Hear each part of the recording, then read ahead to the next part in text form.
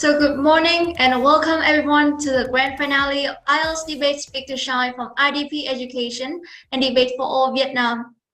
First of all, let me send a warm welcome to all of our participants and thousands of others watching this through live stream.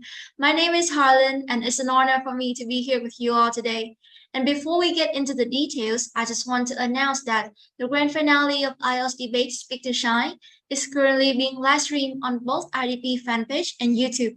So everyone, it will be great if you can give us a reaction, a love, drop a comment, and share it on your wall. And I believe that all of our two teams here today will be very motivated for all your love and support. So I just want to give a brief introduction about the organizer, IDP Education Vietnam. As you all know, IELTS is the International English Language Testing System, the world's most popular English language test for work, study, or immigrations. And IDP is a proud co-owner of the IELTS test. And over the years, IELTS IDP Vietnam has brought the IELTS test to take up nationwide within 40 cities and run 7 computer-based IELTS test rooms. And IDP Vietnam presents at 11 offices across the country. And more than 8 in 10 students have recommended IELTS IDP to their friends and family who are also looking to work and study or migrate overseas. And now, back to our competitions, IELTS Debate Speak to Shine. This is the first ever online debate competition organized by IELTS IDP Vietnam. And now, I would like to invite you all to watch this short recap video of the Speak to Shine journey over the last 2 months and meet all of our 2 excellent teams today. So please head to the screen.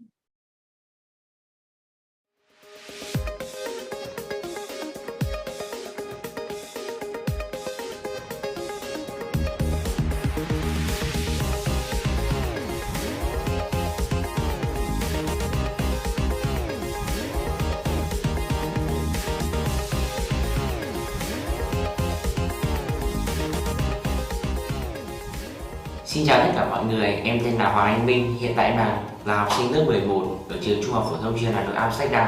Còn mình là Đoàn Đô Huy, hiện tại mình đang là sinh viên năm nhất tại trường Đại học Ngoại thương Hà Nội.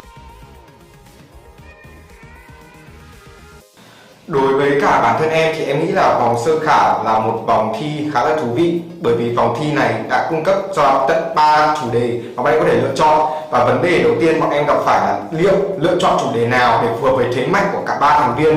Bởi vì rõ ràng là bọn em là các tranh biện viên nhưng mỗi người đều có một thế mạnh, đều có một quan điểm sống khác nhau, và thực sự để lựa chọn ra một chủ đề để mình có thể nói tốt và có thể phù hợp với tất cả các thành viên trong đội quả thực sự là một sự khó khăn. Thì bọn em đã phải bàn bạc và đề ra các nguyên tắc và cuối cùng thảo luận và đưa ra kết quả là bọn em sẽ lựa chọn chủ đề về môi trường. Và sau đó thì bọn em đã có những cố gắng nghiên cứu về số liệu cũng như nghiên cứu về kiến thức để đưa ra những lập luận chắc chắn nhất để bảo vệ cho quan điểm của mình.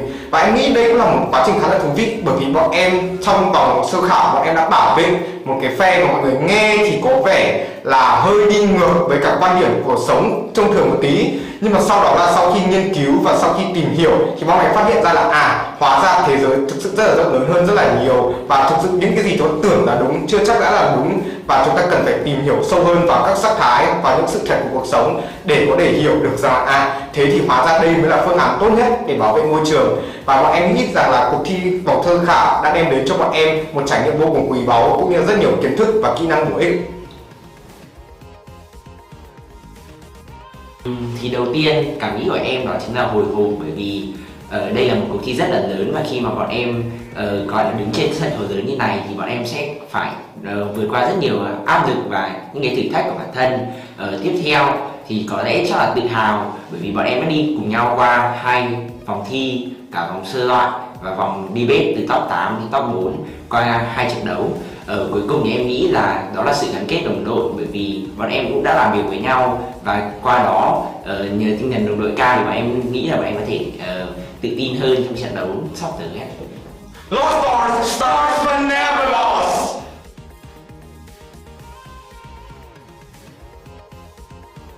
Chào các bạn, mình là Đỗ Lê Thành Minh và mình là sinh viên năm thứ 2 tại Học viện Ngoại giao. Mình là Vũ Hoàng Anh và mình là sinh viên năm 2 tại Học viện Ngoại giao. Mình là Nhi và mình cũng là sinh viên năm 2 của Học viện Ngoại giao. Thực ra là trong quá trình quay cho vòng sơ khảo thì chúng em không trùng lệch nhau, vì thế nên là để quay chung 1 giờ thì khá là khó, nên là phải đến sát deadline thì chúng em có thể quay chung được. Và lúc quay thì chúng em cũng không nghĩ nhiều đâu, chỉ nghĩ là cố gắng hết sức thôi. Bởi vì là cũng khá là nhiều đội tham gia, ở mỗi đội thì đều có màu sắc riêng, nên là chúng em cũng chỉ động viên nhau như thế. Lúc mà thi thì chúng em cũng không nghĩ gì nhiều, mà chỉ nghĩ là sẽ cố gắng hết sức để có thể kiểu sống lại hết đam mê tranh biện của mình thôi, chứ cũng không có gì cả. Nhưng mà rất là bất ngờ là chúng em có thể đi được vào chung kết. Cảm nghĩ chung của bọn em thì chắc khá là lo lắng, vì không biết là trận chung kết sẽ diễn ra như thế nào và đối thủ của mình thì sẽ có phần thể hiện như thế nào. Nhưng chắc cũng không quá là căng thẳng, bởi vì việc bọn em đến được cái vòng này nó cũng khá là ngoài dự đoán rồi, cho nên là chắc cứ làm hết sức thôi ạ. Ready, kids! Talent wins games, but teamwork wins championships.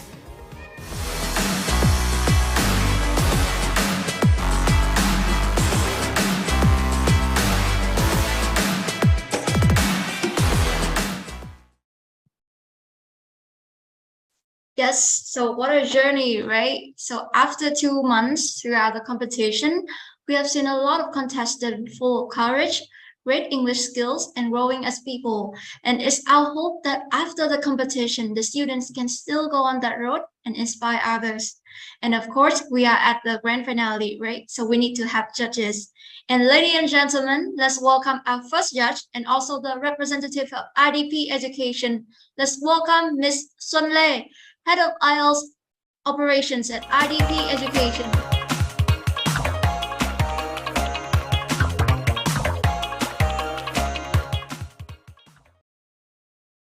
So good morning, Ms. Xuân. And first and foremost, on behalf of all the participants and Vietnamese youth, I just want to express our gratitude to you and IELTS IDP for having organized such a meaningful competition. And right now, I just want to ask you a little bit about your feelings when IELTS IDP first decided to hold this contest. Well, good morning. Hi, everyone. And thanks, Huyền, for the very interesting question. IELTS IDP has extensive experience of organizing the IELTS test globally, and it is our pleasure to witness so many young talented test takers achieving high IELTS band scores, and it became the key connecting to the brighter future. And we also know that in the journey to become the 21st century global citizen, students need to cultivate analytical thinking, creativity, problem solving, teamwork, communication skills, and debating could help students develop these skills. In combination of these two, it led us to the idea of held the IELTS debate, the first time ever in Vietnam by IDP. And this competition integrates the assessment criteria of a standard IELTS speaking test to give all contestants an environment to demonstrate English proficiency and better understanding the debate process. Having said that, I'm feeling extremely happy and proud to see how IELTS debate by IDP has created a new platform for Vietnamese students nationwide. And I would like to give our special thanks to schools, to organizations, to teachers and students for being a part of this contest. And best of luck to the 2 debate teams at the final round today. All right, thank you so much for your sharings, and I hope that we can see more and more seasons of IELTS Debate Speak to Shine with more and more young talents. And next, please welcome our second judge. If you are a fan of debate, you must have heard of his name before. He's also the co-founder of Debate for All Vietnam, the contest consultant. So may I present to you Ms. Hùng Nguyễn.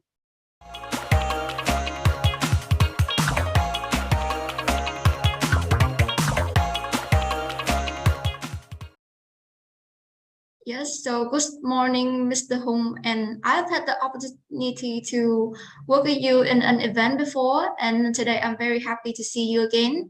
So one question for you as an expert in the field debate and a very experienced adjudicator. So how are you feeling today for this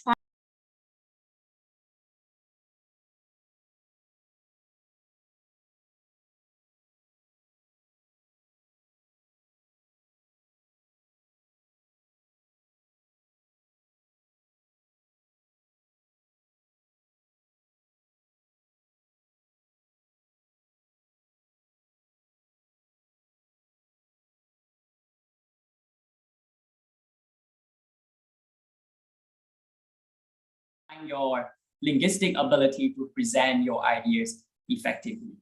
So that is some of my suggestions and also expectations what we use. Thank you. Thank you so much. And I think we should all be looking forward to the excellent performances of the contestant today. All right, last but not least, let us introduce the final missing piece of the panelists. So I will introduce you to Mr. Long La, who has been the chief adjudicator at Vietnam British Parliamentary Championship 2022. Great, so welcome to IELTS Debate. Speak to Shine, Mr. Long La. And you have been a familiar figure adjudicating in numerous both national and international debating championships. So from your experience, can you give 3 advice for our 2 excellent teams competing today?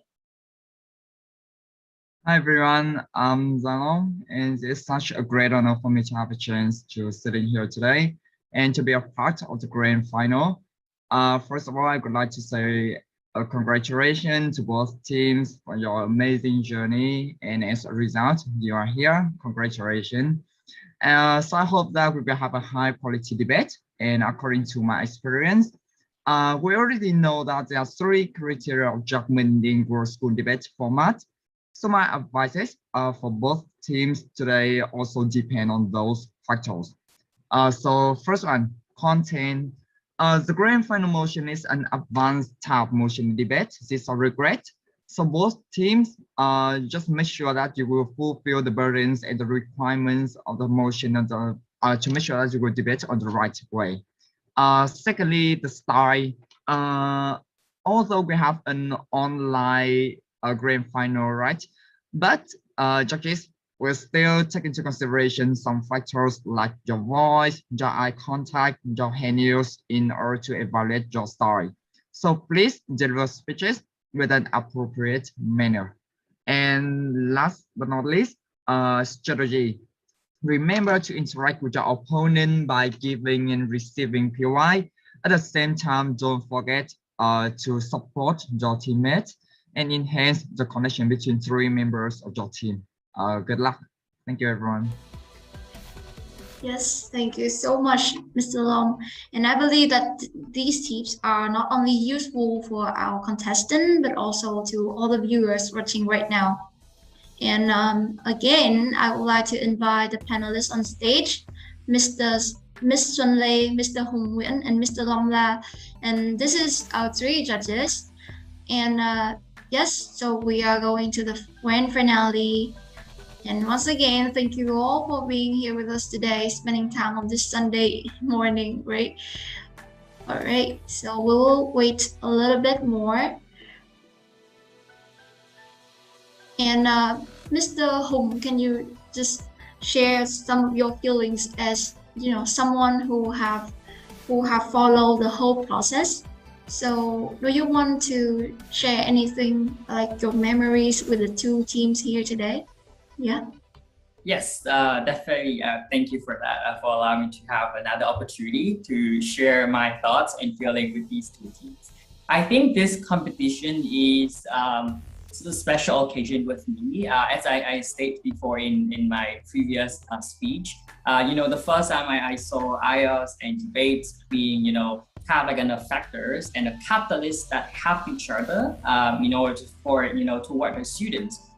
They can attain a lot of skills. But moreover, when I observe and watch and evaluate every single videos submitted by teams from the school in Vietnam, I think it's extremely fascinating to see how much passionate that the students can be when it's come to discussing the social issues. But at the same time, they're extremely well prepared when they do research, and they're also trying to find the proper vocabulary expressions when it comes to linguistics and English, right? When I see these videos, I think the Vietnamese students are not get out of the boundary of the EFL speaker, but moreover, I think they're trying their best to attain the linguistic skill. And I do believe that after these competitions, not only these 2 final teams, but also all the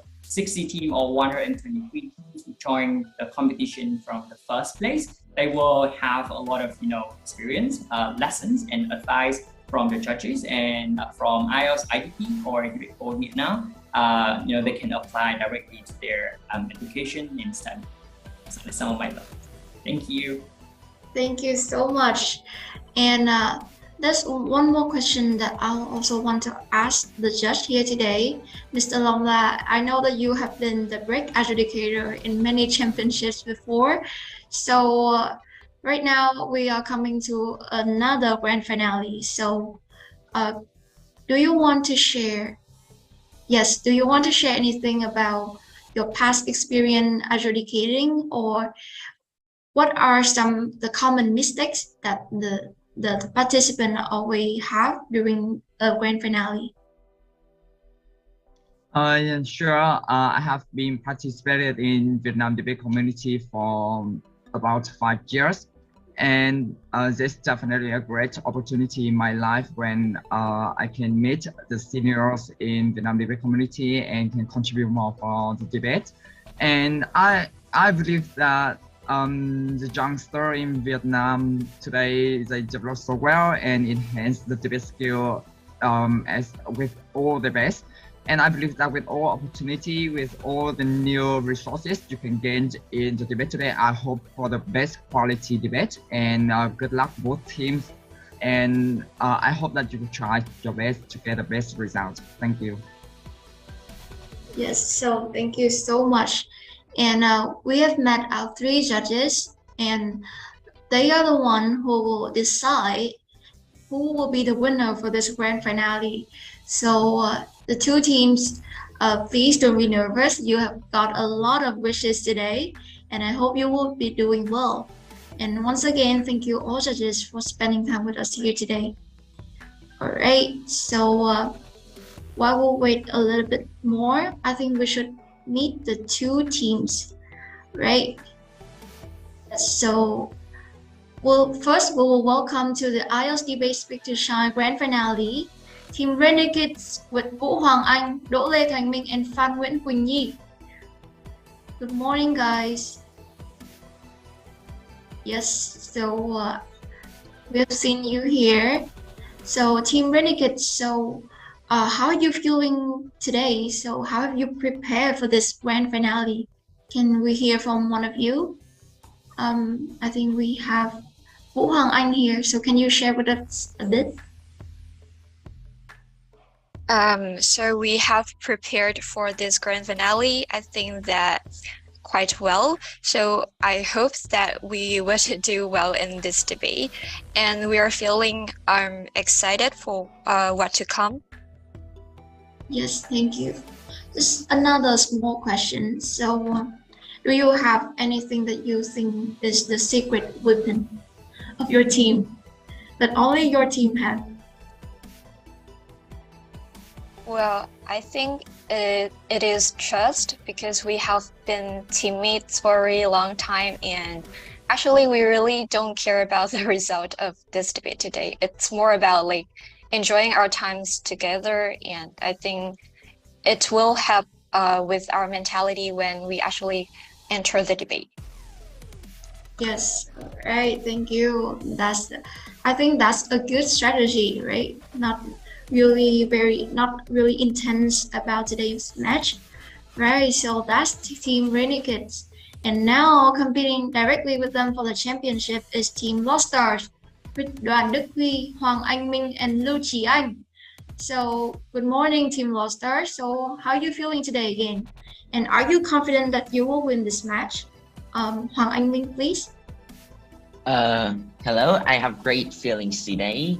We have some sort of confidence, but we are also quite anxious because it's actually very proud of me to stand here in the first place. And despite the results, we think that at least we have tried our best and we have got here. So I don't feel that sense of pressure too much. All right, thank you. And I think I would like to also invite Đoàn Đức Huy. So you have been in a lot of championships before, so this is another grand finale. So how are you all feeling for today? So this is probably the last tournament that I would debate as a high school student. So I think that this is a great opportunity to have great experience with my teammates. And the greatest goal for me is not the champions, but to have a great time together with my friends. So I'm currently their trainer assistant. So I think that learning and studying is what we value in this tournament rather than being the champion. All right, so thank you so much, Team Lost Stars. So we have heard from the two teams, we have met the judges, a contestant, and before we get to see how the two teams will perform today, first I will brief to the rules of the competitions. So yes, this is the World Schools Debating Championship format, or you can call it USDC. So a debate in the USDC format has two teams of 3 speakers facing each other, and after the motion is announced, the team will be appointed to a side of the motion. They can be either in favor, or you can call it proposition, or against opposition of the motion at hand. And each speaker will speak for 8 minutes, and from the 2nd to the 7th minute of each speech, the speaker will also be open to question of statement from the opposite team, known as point of information, known as the POI. And the World School Debate is a unique and dynamic form of debate, combining prepared topics with impromptu topics. And in this grand finale, the two teams will give it a prepared motion, in which they have 3 days in advance to prepare. And at the end of the debate, the panel of 3 judges today will evaluate and discuss to select the winning team. And now, for the big moment, we will reveal the motion for the grand finale of IELTS Debate Speak to Shine. So the motion is, this House regrets the glamorization of startup culture that encourages people to start their own businesses rather than pursue traditional career paths. Yes, so this is today's motion. And Renegades and Lost Star, I think you have clearly understood the rules. And right now I will announce which side each of you would take for this motion. So the proposition team would be Team Renegades. And therefore, Team Lost Star will be the opposition team in this match today. So I believe we are looking forward to an exciting debate ahead. And again, I wish the two teams the better luck, and let's bring out all of your talents. All right, so right now we will come back on the stage, Mr. Nguyễn Nhật Hùng, one of the judges and also the co-founder of Debate for All Vietnam on the stage to facilitate this debate. So Mr. Hùng, the stage is yours. Thank you so much, Halin. So welcome both team and congratulations on advancing to the grand finale of the IELTS Debate 2022. So you know the motion is stated.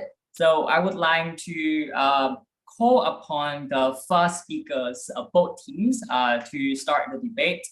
From proposition team Renegades, Đỗ Lê Thành Minh, and from Lost Star, Đoàn Đức Huy is the first speaker.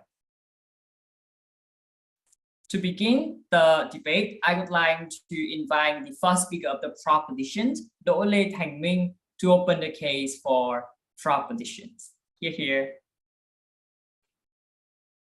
Okay, am I audible? Yes, you are. And you may start whenever you're ready. Okay, so some notes before we begin. I'll be using he, him pronouns, and if there will be any POIs, please open your mic and speak directly to me. I will not be checking the chat or any other devices when I will be making my speech, okay? Thank you.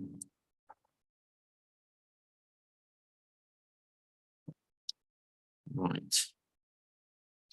My speech will begin in 3, 2, 1. Just another way of deceiving the entire youth population of the world and to make sure that they can never reach the goal that they desire. It's just another way to turn Gen Z into another millennial generation. We oppose the glamorization of startup culture, and we regret that it has been taking place for the last 10 years or so more. First of all, to come to some definition, a startup, first of all, are young companies founded to develop a unique product or service and to bring it to the market. And the creators are there with the belief that they can focus on short and fast growth and to make sure that their startup have a footing in the world without having to rely on endless loans and funding and angel investors trying to prop up their business. Trying to make a profit is their entire goal for the startup. Compare that to the traditional career paths, which is the future that, which is the reality that's currently existing and that has existed for thousands of years. They look like teachers, doctors, lawyers, engineers, consultants, and bankers, and these have existed for a long time. They're stable. They have lots of resources backing them up, and for each career, they have the culture and identity of a specific group.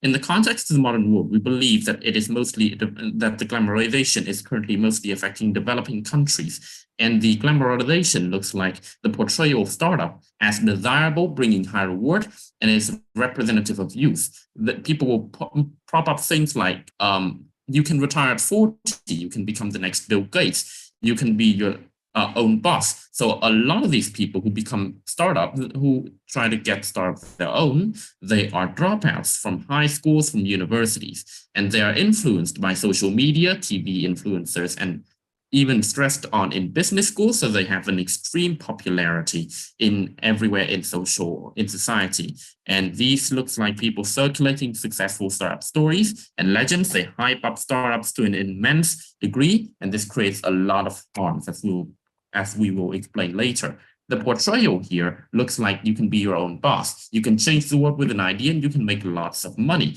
And it taps into the interest of the youth population through making them feel like they're the odd one out in society.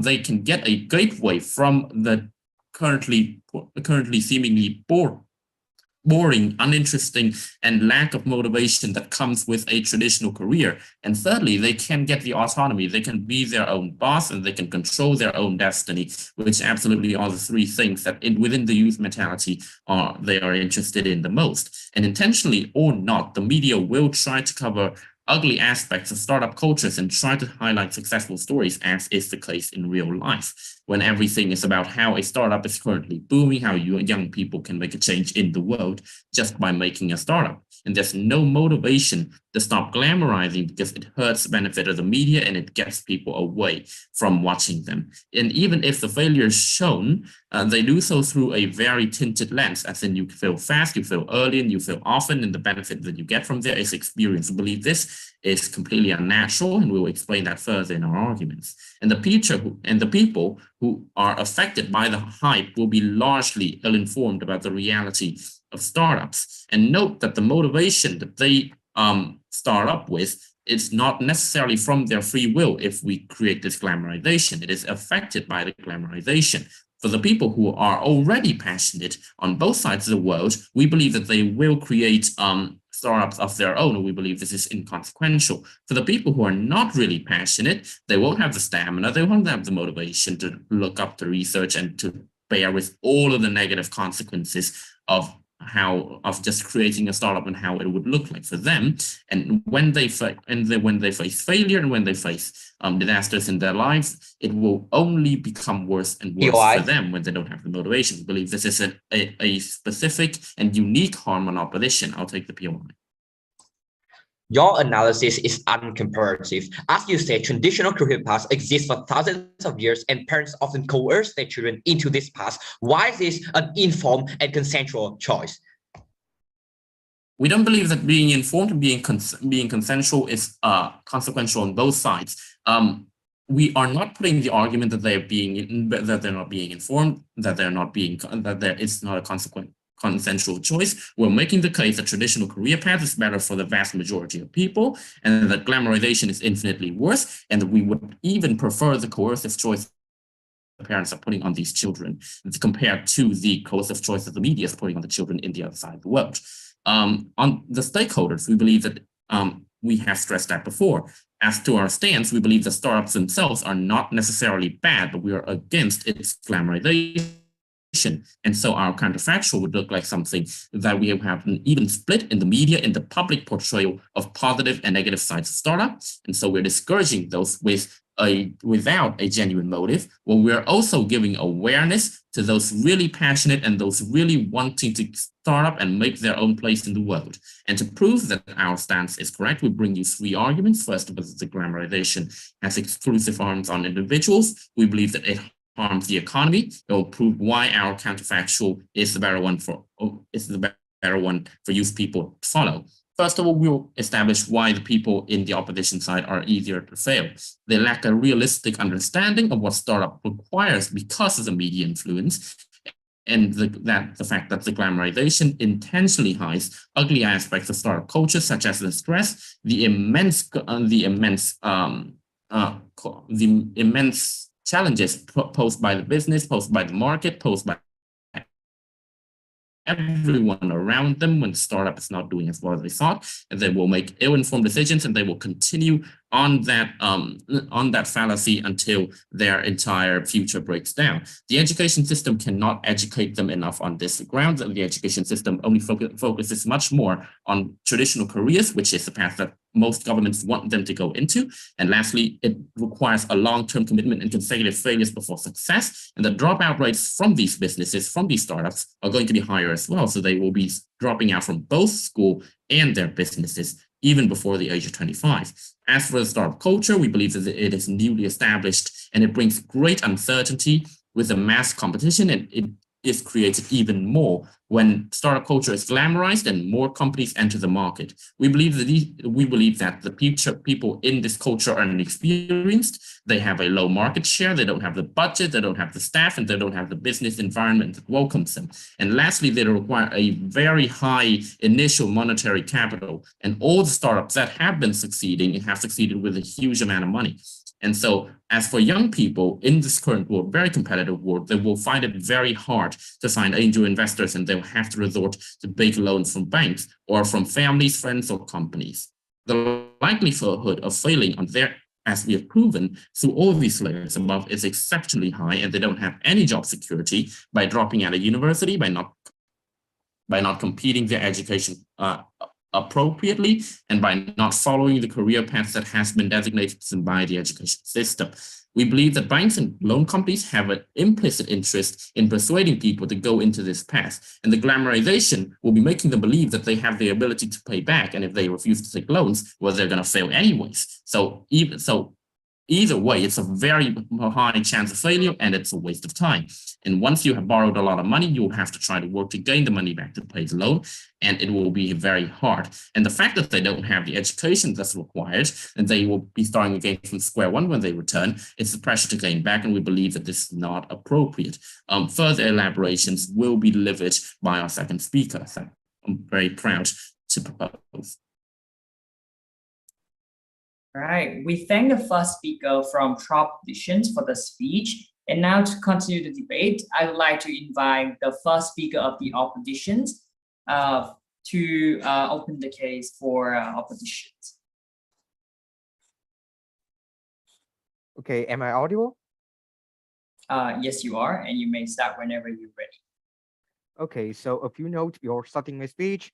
So I will take VOIs via chat, and secondly, my preferred gender pronoun is he or him. Okay, so without further ado, my speech will start in 3, 2, 1, go. So as the first speaker of Trump team oppositions, the first thing that I want to deal with is the framing in this debate.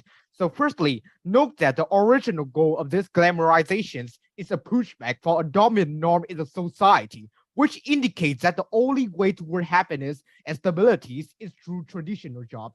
Let's give some descriptions.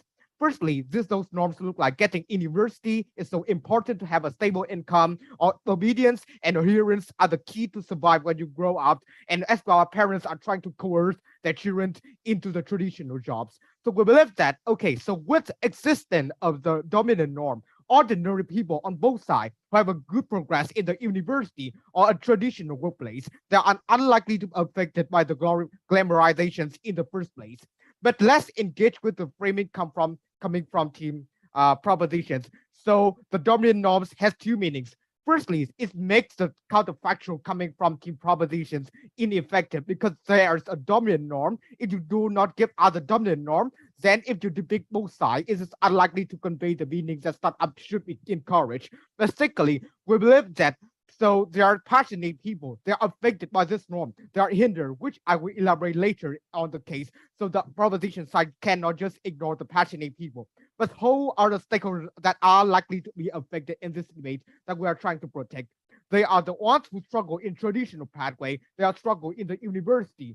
So they are researching for an alternatives for their life. So they are affected by this norm. And therefore, they also have an existing ideas that they want to convey to the society. So let's come to the mechanisms of glamorization. We believe that, okay, when we clarify here, it's a way to draw attention and suggest rather than forcing, and this directly engage with what the proposition side have said. Why? Because people still acknowledge the difficulties of startup. They still clearly see the competition because there are many startups coming up. They also have to go to different phases. Note that you have to call for investment in the first place. You have to call for ventures, call for investors, and this already a difficult phase to start or old startup. So we believe that they clearly understand the difficulties, which have two meanings. A, dropout, they're unlikely to participate in the startup culture in the first place, as well as less chance of dropout because they are likely to fail in the first place by asking for venture. Note that investors, you have to show them the risk management. You have to show them a clear plan of how your project will work, and then to give you the investment. No one to want to give investment to you just like an out of nowhere plan. So therefore, we believe that there's less likely chance to fail in our case. But secondly, we believe that so the second framing here is a startup. It does not have to be large or scales like technology companies like the propositions I have said. We believe that there are two cases, large startup. Why? Firstly, large startup, they are likely to ask for large investment. Therefore, they have carefully calculated the risks and the intention have existed for a long time. In order when they see that, oh, this business is risky, so the leaders must be really clear about their intention to the investors so that they have the investment. So we believe that so all of the dropout, even we accept that dropout have investment, they're likely to be small and medium startup. So we believe that even if they lost, the failure does not lead to that much harm. But secondly, we believe that when startup coming from small to medium scale, we believe that the glamorizations here, what they glorify it is, we believe that people are likely to be affected as well by the glamorizations of small as well as medium scale, because when you listen to Bill Gates, yeah, you may be impressed, but you are unlikely to be inspired by those. Because why? Because they do think that those are far-fetched. So we believe the glamorizations of small and medium startup also exist in our companies, and that is the type that we are trying to debate in this debate. So lastly, about stability, I want to burden push a little bit. The propositions, I can't just assume that on their side they have better stability. Why? Because there are no longer job security in the modern era. Humans are continuously being replaced by AI. Secondly, there are huge competitions while a great number of people join a traditional career. But lastly, even if a startup can fail, note that a company may also go bankrupt. This is highly likely because of market fluctuations and economic recession. Note that a lot of banks have gone bankrupt recently in Vietnam. So propositions I can't just assume stability in this debate. But coming to the first argument, which is that the glamorizations of startup provide an escape for employees who are trapped in a traditional working environment. The first layer is that why they are trapped. I have characterized the norm exists that traditional is the only way to happiness. So employers, they want to weaponize this norm to indoctrinate the employees to make them stay in the companies forever and for a long time as possible. They may condemn the competence of the workers. They manipulate the viewpoint of workers towards setting all their own business. The incentives of employers exist in two main ways. Firstly, they don't want to have more competitors, which is startup. Secondly, they do want extra cost for human resources management in recruiting new employees. So many employees are trapped and indoctrinated by their own employers in the working environment. So let's say second layers, this would directly engage with what the proposition side say. We'll prove to you why traditional working environment is so unfavorable and even sucks than the startup country. Firstly, it's about toxic productivity. You have to take on extra burden. You have to go drinking. which is not really necessary, but will force you to do so. They promise a lot of benefits of working overtime, and when you're exhausted, they just replace and say that, oh, it's not in the contract, so we don't have the obligation to give you extra money. It's about the power of symmetry. But when you come up with ideas, if that idea succeeds, then your boss get almost all every the credit. But when your ideas fail, you are the one who directly criticized by the vast majority of companies. And there are also structural barriers that discriminations from racism, sexism, prejudice happens in many different places in the workplace. The reason for this is because leaders tend to come from the privileged background as called the majority. There are also unrealistic expectations because there are norms that you have to be in the highest positions in the shortest time, which is unrealistic because we have proved that there are many barriers and asymmetry in the workplace. There are also anti-motivations environments. Why? Because the power is symmetry. When you see that you don't get the full credit, then you don't want to come up with new ideas. People are also become more risk averse, and the strict discipline also, as well as you have to follow the plan of the whole companies, also prevents people from taking and joining, from surviving and making new ideas in the traditional workplace. So let's come to the third layer about glamorization of startup culture provide an escape. Firstly, note that the norm in the status quo is a dominant, so therefore this need to be glamorized in order to create enough intensity to create a pushback towards the dominant norm. But secondly, glamorize, while still doing that, we show that A, you have the capabilities, you will show that everyone is capable of staying or standing on their own. And secondly, it's about then we show that, okay, by working on their own, you have a free place where you can come up with your ideas, you have freedom. We live the small and medium companies, even if they do not have that much knowledge, I think it is quite easy to manage because there are quite a lot of platforms nowadays, especially the development of business consultant. You can have a lot of advice coming from other people. Then we believe it is quite easy to manage. But coming to a comparative, they are on their side. This is a counterfactual debate. They are okay. So people who are struggling in the traditional job, they're either trapped in an environment with toxic oppression, where they have continuously working for an environment that's not suitable for them, or they have to become jobless. They don't have any choice unless the glamorizations show and give them motivation to break out of the dominant norm in the status quo to show that they have other alternatives. That's why we are proud to oppose.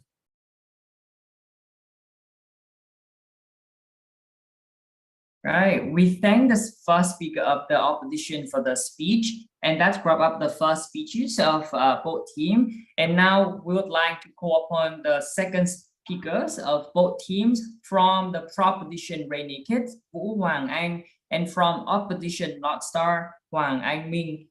And now to start to continue the debate, I would like to call upon the second speaker of the propositions, Vũ Hoàng Anh, to continue the case for proposition.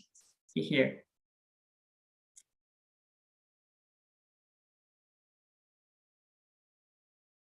Okay, so I just like to confirm if I'm audible. Yes, you are, and you may start whenever you're ready. Right, okay. Before I start, I receive POI verbally.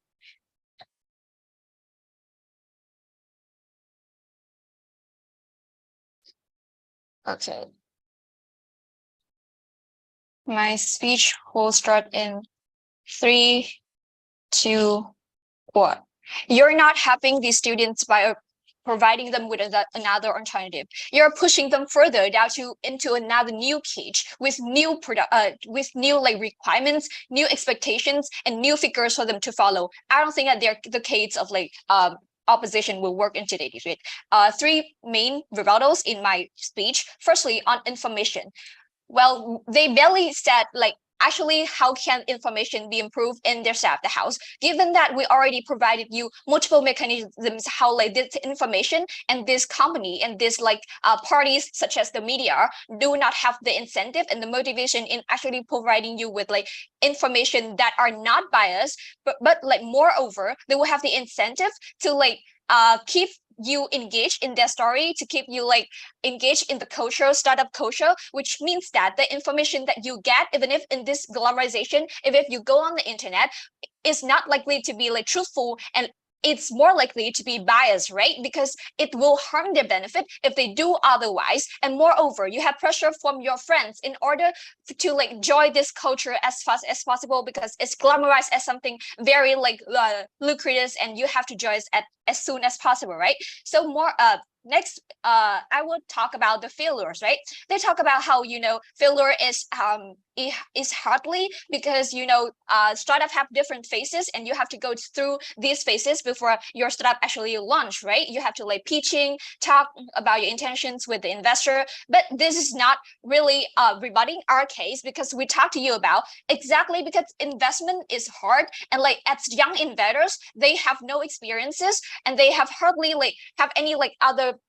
Even if you have like good ideas, it is still hard for you to find an angel investor, especially in like glamorization, where many people want to go into this startup industry at the same time, right? So resources will be scattered among companies who also want to like start up, right? So what will happen is that people who want to actually have investment to have money to start their startup company will resort to things like loans, right? Why is it so harmful? Because banks and private loan companies, like third parties company, may utilize this to persuade people into borrowing more money than they can pay back, saying things like, oh, you can borrow our money and then invest in your startup, and then you can return back, pay us back when you like gain some profits. But it's actually not going to happen, right? People believing in the false image of like they actually succeeding and like giving money back, but actually when they borrow more and they struggle even harder to pay back the debts, because statistically like 9 out of 10 startup companies will fail, right? So you would have like enough money in order to pay back these companies, and it will be so bad because things like you sell your house or like borrow a huge amount of money in order to like believe in the false image of like starting up a startup company, and then you cannot pay back. So there's no safety net for you, especially in the context we are talking about developing countries with extremely poor safety net, right? People have no ways to turn back. But next, I talk about the stability. Well, even if people are trapped, even if you said about later, people are trapped in traditional companies like toxic productivity and power symmetry, it is not exclusive. You need to realize that in your staff, the house, toxic productivity and power symmetry also happen, because in order to succeed in startup company, you have the notion of working hard 9 to 5. You have the notion that poor as many hours as you had into your startup companies, work as possible, and then you will gain the, you know, very alluring profits, right? So toxic productivity is not likely to going away in your staff house, and same as power symmetry, because the teams that work on the startup products are not likely to be portrayed equally on the social media, but it's more about the leader. It's more about the people that came up with the idea and leading the team, right? So power symmetry and the people that have higher voice than the other still exists in your staff house. You never elaborated why these problems are unique on our staff house and how you're going to solve this, right? Look at startup later. Companies like, you know, Elon Musk, Tesla, and his like accusations of sexual harassment and like bullying his staff, for example, right? So next, I'll talk about substantive matter. But before that, PY. Proposition burden in this debate is not to prove their benefits are symmetric, but to prove their benefits are unique. You never prove why people get to enjoy the success and the reward from their work from traditional career path, from which their employers enjoy. Okay, I'm about to elaborate it right now in my speech. Okay, so our burden of proof is proving to you that actually without this glamorization, the startup people will still start up, but in a more healthier manner. And moreover, people will just like better ending up with like current status quo, like pursuing traditional career paths, even if though they are not motivated, which is not really clearly proven in your staff house why this motivation is unique in our staff house, right? Next, I'll talk about how a bit of comparison. Probably in our staff house, when people like follow traditional career path, it may be boring, it may be, you know, unmotivated, as you said, but I think that it will not be a big deal, because at least they have the amount of money, they have the amount of like profit in order to like pursue other interests of them, such as you follow things like probably you like arts and artists, but you are an investment banker. So when you have the money from your main job, you can pursue your side interest, right? So next, I'll talk about how it harms the economy. Because firstly, it will disturb the market. Because when this glamorization happens, there's the hype, right? The hype that highlights the goods in this company only and cover or glamorize the ugly things about it, and glamorize things like failures, right? It is a heaven for things like fraud and scams to happen, right? So it will happens two things. Firstly, investor zero, the people that are not actually understanding anything about business and like starting up, will join the startup culture and follows the hype. Like it will happen things like you mass buying stocks of like startup companies, right? And second thing, what people will be pressured into buying this because it's alluring and like anyone is doing it. So why are they not, right? So it makes the market unstable. It's the similar situation we witnessed in the like .com bubbles back to 2000 or like the 2008 economic crisis, when the hype covers the actual ugly aspects of these companies and people mass buying their stock markets, which leads to economic recessions, right? But moreover, the pool of resources will be diluted for people with real passions, because we already established that people with passion, people believe that they're having an idea, will actually follow this startup culture anyway, because startups have existed for as long as business existed, right? But in their startup house, the exclusive harm is that the pool of resources will be diluted in too many companies, and it's hard to pick startups that are good and potential and serious with their products. So it hampers everyone's chance of success in the glamorization world, right? The culture fluctuates in our startup house. Even if you are following a traditional job, right, it's more stable because it doesn't require you to sell your house, to borrow money, like a large amount of money from your friends or family, from bank companies that do not care about your interests in order to succeed. Probably you will be bored for a while, right? But you have the money in order to pursue other interests of you. Probably after you have succeeded in your traditional careers and you pursue startup later in your life with a much bigger safety net, so you won't suffer much when you fail, right? But in the startup house, there's no such thing happen, right? High school drops out, young people who do not have any safety net will suffer in the startup house, right? But moreover, in our startup house, startup will also happen organically. Startup, it may be slow, right? But it will be stable and it will develop without the irreversible consequences of glamorization, right? Because these people, they generally have background and knowledge in businesses and have intense passion, stamina for failure. So proud to post. All right, we thank the first speaker of the proposition for the speech. And now to continue the debate, I would like to invite the second speaker of the opposition, Hoàng Anh Minh, to start the speech. Hello, before I start my speech, I would like to reconfirm that I am fully audible and visible, right? Yes, you are. You may start whenever you're ready. Okay, so I will start right now. My speech will start in 3, 2, 1. Ladies and gentlemen, it is up to one individual to stand up to be the boss of themselves, to climb out the corporate ladders, and any incentive to do this is not wrong in the first place, right? Before I start my speech, I'll give up some rebuttals to the proposition. First of all, they say that startup is stigmatized. We say that startup is stigmatized. For example, in developing countries, traditional job culture is now the norm. People don't have such big incentives to find out about startup in the first place. Then the government ignore them when they fail. We say that this is actually more detrimental for both the startup and for the economy as a whole, right? Secondly, they made an assumption about people dropping out of school. We say that it's not unintuitive in any way, as they are mostly grow up. They have to put food on the table. They have to calculate the risk of the startup before this even starts, right? And even if Bill Gates drops out of Harvard, the difference is he has some level of extent of education, which means that the stakeholders of this debate must be educated before they start the startup as a whole, and you are held accountable for your own business, comparing to your side of the house, right? And we say that when they borrow money, it is the opportunity cost, and they should use it wisely. We don't think that why they should cancel the whole culture just because people do some trade-off like that, right? And one more important rebuttal is that almost every harms for startups is non-unique and mutually exclusive with outside of the house, as they only bring negative materials into this debate.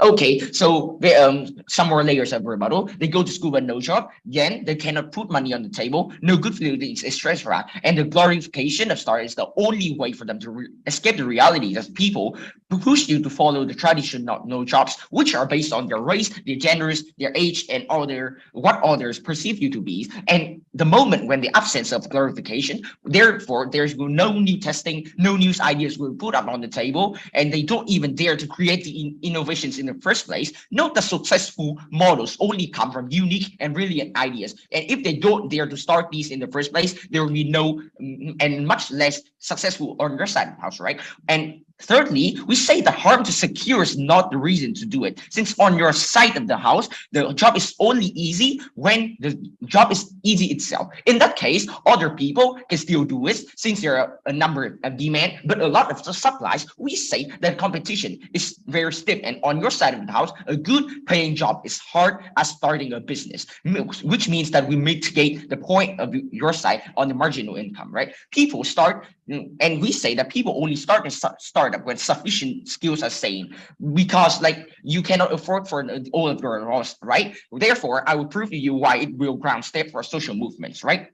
And even if you're straight up cannot guarantee your success, we say it is not mutually exclusive, and the government team must be able to prove that why people will have the very high chance of having a demanding job in the first place. Thus, innovation only exists when these companies are willing to give out break 60 and 80% split in working time, and even those ideas won't be spotted in the first place because A, the culture won't exist, and B, these ideas are not utilitarian to those companies in the first place. So on your side of the house, innovations doesn't exist, and we say that the innovations only exist when you seek profits for themselves, because for example, you are not always in a long-term plan of the one company, and even if you may potentially have the job security, your innovation is very low level, since you have the ideas, your ideas are not taken seriously, and you don't even have a 50-50 chance of actually promoting and such, right? And we say that when 90% of startup fails, we don't need always them to success.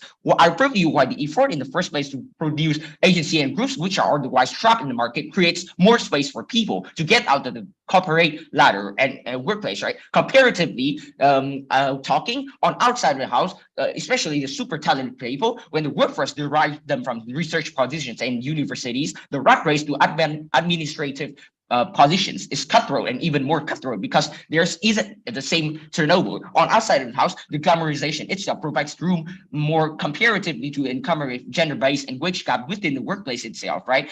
And the startup success, when we show someone the tangible and visible success comparing to formal clothes, race, or what school you graduated from. Therefore, on outside of the house, there are much more innovation, especially when people are responsible for their new ideas, because new ideas is not just about brilliance, but it is about the strategy and planning, which only happens on outside of the house when they are held directly for what they are doing, right?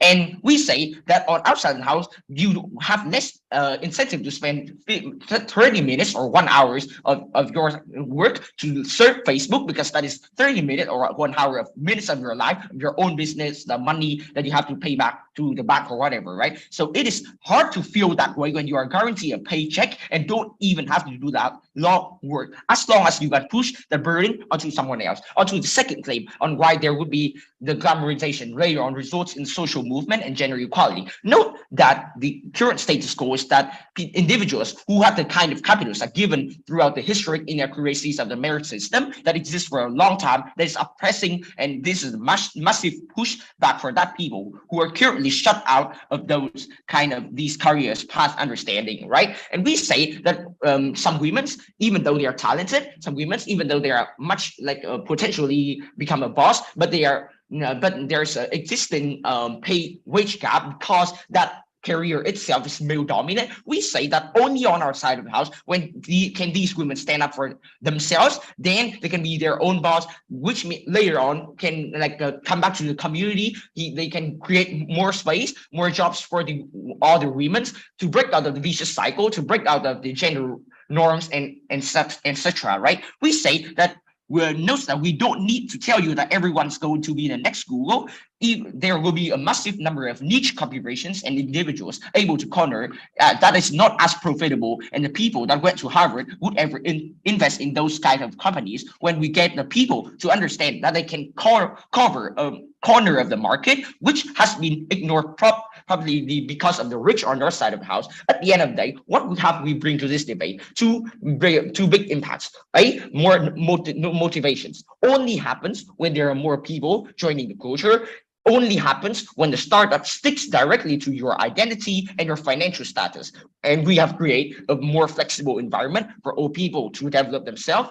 Comparatively with the counterfactuals, we say that on outside the house, companies will start losing employees because some employees will go startup. Why is it actually a better thing, right? Because in an attempt to retain employees, they must raise the wage gap, and they must compete to have better paycheck and check and balance system for these employees, which means that they will no longer be exploited by these boss, right? And only the glamorization doesn't only affect leaders, but all the people who actually who actually participate in the culture itself. More money will be invested in the system overall, which means that there will be more opportunities towards all the people, and later on secure much more potential impacts. And at the end of the day, we say that there is more competition, and therefore it will push the system up as a whole, since there are many competitions and people need to find out their unique style to actually lure investors. For all these reasons, so proud to oppose. All right, we thank the second speakers of both teams. And now to continue the debate, I would like to call the third speakers of both teams.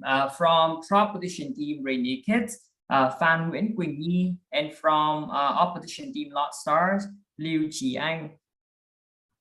To start the case, I would like to call upon third speaker from opposition, Phan Nguyễn Quỳnh Nhi. So you may start whenever you're ready. Okay, just to ensure again, am I visible and audible? Yes, you are. Okay, great, thank you. Okay, so now I'm going to third speaker and wrap up our team's case. Okay, so my speech will start in 3, 2, 1. Judges coming to this debate that the opposition has no unique mechanisms or impacts, right? And they have no engagements in this debate with our team. So we believe that the proposition should be the winner in this debate on two clashes. Number one, the harm which can ensure the most benefits for the individuals, and second, the benefits on the markets or the society as a whole. Okay, coming to the first clash, which is related to the harms on individuals, I believe the opposition bench, when they keep glamorizing the startup culture, it will lead to more harms on the individual. Why is that? They talk about two things. Number one, those people who engage in the startup culture, they are often passionate people, and they will often be educated or something like that, and they will be hindered, and they would have less likely to fail, since now they have the careful plans and the investments will consider them more carefully. And second is that they will compare to the traditional carriers while those carriers are very toxic in asymmetry, and they have no choice to step out of the environment, etc., right? So this is the field response to those ideas. Number one, regarding the passionate people, something like that, I believe that this is not true. Why? Because those companies will have less incentive to carefully consider those plans submitted by those young people. Because with the glamorization, there are going to be two mechanisms. Number one, they feel that, oh, there are so many people that they are starting to start up. If I want to be an outstanding investor, I have to invest to them. So that's why at that time they will have less incentives to carefully consider those plans from the submitters, from those students, something like that, right? And the second mechanism is that they will have so overwhelmed number of students and so overwhelmed number of youngsters who submit the plans to them, and they will feel like there are maybe no outstanding plans from that, and they will feel overwhelmed with those plans, and they will have less incentive to invest to those companies, to those plans, right? So on the other side of the house, even when they have passionate, they are hindered to start up. I think those are the most vulnerable group, and they're the most affected group on the other side of the house, because they are not, even when they are passionate, they are still being neglected by those investors, or even if they are invested, they are under invested, and those plans cannot be fully active. Okay, even if it is true, I think it is true that they are successful and the investors just invest to them very carefully. I think this is not unique on the other side of the house. Because why? Because two mechanisms. One is that while the process of working, people will always find the failures, the fault of that system, and they can think about the new things that can improve the service, can improve the environment there, right? So the innovations is still there, and the startup is still there on our world, when we just keep startup culture as it is and coexist with the traditional carriers. And in our world, we support the sustainable development of startup, not the one that just pump up into their head and just submit the plan without careful consideration, and the investors just invest without any careful consideration. Okay, so compared to the first thing about the passionate people will win, and the second point talking about the individual harm, they talk about the traditional carriers are toxic or something like that, right? So I think this is not true, because people in the traditional carrier, they are something like doctors or teachers. It means that those people are often something like treasured in the society of the developing world. So we believe that in order to those traditional, they are often like really important to economy and to the sustainability of the society. So we believe that those traditional carriers have no incentive to obsess those people in their communities, because they are now really affected by the eyes of the society, right? So even if it is the case that our world have asymmetry of power, I think this is not an exclusive harm on our world, because on the other side of the house, when they start up a new company, the private one, they have no control from the government. Or any not heavily affected by the public eyes. They will have more incentive to oppress those people there, because now they are affected by the investors. They want to invest with them, and the investor will say, okay, just do this, and they will have oppress those employees in their company just to please investors, so that they can keep taking the money from the investors to run their companies, right? So I think this is the very it has been worsened on the other side of the house, right? So what are the exclusive harms that the opposition bench has brought to this debate? Okay, so the proposition bench, the first speaker, they talk about that the people who are startup, they often struggle in the university, but the second speaker, they talk about often educated. So I think it is a very conflict point on the side of the house when they talk about this, and I don't really understand. But even if it is the case that they can, mutual all of those points, right? I think the exclusive harm on the side of the house, and when they fail, they have less likely and they have less incentives to get back to the normal life, because at the mechanism, as the first speaker has told you, and even if it's the case that they can get back, why? Because those traditional carriers, they have to long investment of time in that. And for example, a doctor, right? So it means, and they treasure the stability, and they treasure someone that can full engagement with those companies in the traditional carriers. So it is really hard to get back to those things, and while they have the mechanism to to fail, as the first person had told you. Yes.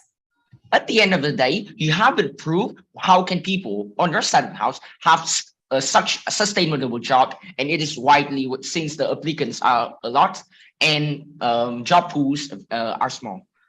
Okay, I understand your points. Okay, just make a little comparison. Okay, so in our side of the world, when we just don't use glamorization, people still start up, as I have told you before, and they will have more careful consideration when they start that plans, and investors will have more incentives to carefully consider those plans. And that is the case when I talk about the sustainable development about economy on the other side, on our world. Okay, so comparing on the exclusive harms on the individuals, we believe that by glamorizing the startup culture, both the traditional carriers and both the startup culture are being negatively affected. However, on the other side, we can ensure that the traditional career keep developing. Why? Because a traditional career, when they see that okay, more people, they see the flaws in the system, and more people to start up in the case by the natural phenomenon, right? They will still have the competition, like they will start to improve the environment, and they have less incentive to just keep oppressing the other case, like the proposition I told you. So we believe that on the first clash of the harms individuals, we win, and on the second clash about the harms on the matters of society, you have received no engagement from the opposition bench when we talk about the market and about the economy development, economic market at this point. So even if when the opposition third speaker come to this debate and talk about this, I think this is real unfair for us because we have no response and no rebuttal to it. Okay, coming why we have won to this debate, because ensure that the competition among this, because we have more when the opposition prioritize the quantity, because now more people will start up, right? But they have no mechanism to ensure the quality of those startup companies. So we believe that only by the mechanism on the proposition, we can ensure that more people have more competition, because now, as I've told you, traditional carriers will still compete, and more startup companies, they have compete which are because of quality, not because of quantity, as the opposition bench had talked about this. So even if on the worst side of the house, we talk about a worst side of our case, when less people are starting up, and they are, even if they are just staying in the carrier, I think it is still good, because now we prioritize the quality and more people and the quality of the economy as a whole, and there would be no mess up in the market as a whole. So winning on the two clashes, we believe that proposition to be the winner. Thank you. We thank the third speaker from proposition for the speech. And now to continue the debate, I would like to invite the third speaker of the opposition, Liu Qi-Anh, to start the speech. Am I fully visible and audible? Yes, you are, and you may start whenever you're ready. POI in the chat, gender pronouns he, him. Okay, just a few moments to set my timer.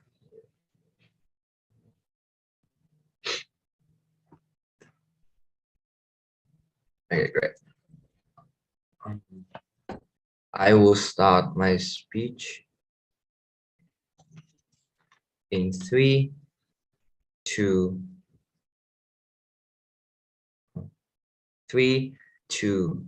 1. I just have one quick strategic observations of proposition case. 1, there's a contradiction in their own case. This proposition cannot stand for the coexistence of startup culture and traditional career path. They said side propositions stand for startup culture are still encouraged, but in a healthy way. Those with passion will still opt into startup culture on their side of the house. 3 things to note under this strategic observation. 1, all of their arguments seem to support our case. If people have families, if people have children to support, if they have needs and to put food on the table, to have a shelter over their head, they have rent and tuition fee to pay, and we are talking about adult people, not high school graduates. They must be capable of calculating the risk and consider between different career options. So side proposition cannot come here and conveniently say those with passion and those with clarifications like Bill Gates will still start up on their side house, and then conveniently shift their case and say on opposition only uninformed and uneducated high school graduates would start up on our side house. Not just unfair and assumptive and assertive on their side house. But secondly, if startup culture truly is widespread, they must have real benefits and accurate possibility of success and actual success stories for people to believe in. Proposition just asserted that throughout their bench, there are scams, there are predatory loans from private investors, and then poor individuals would just opt for traditional. If that is truly the case, then poor individuals who have no qualifications, who are often uninformed and uneducated, they would be persuaded into traditional career paths on either side of the house. Side proposition harms is symmetric and marginal at its very best, because these individuals would not offer startup culture if it's truly risky as they asserted on their side of the house.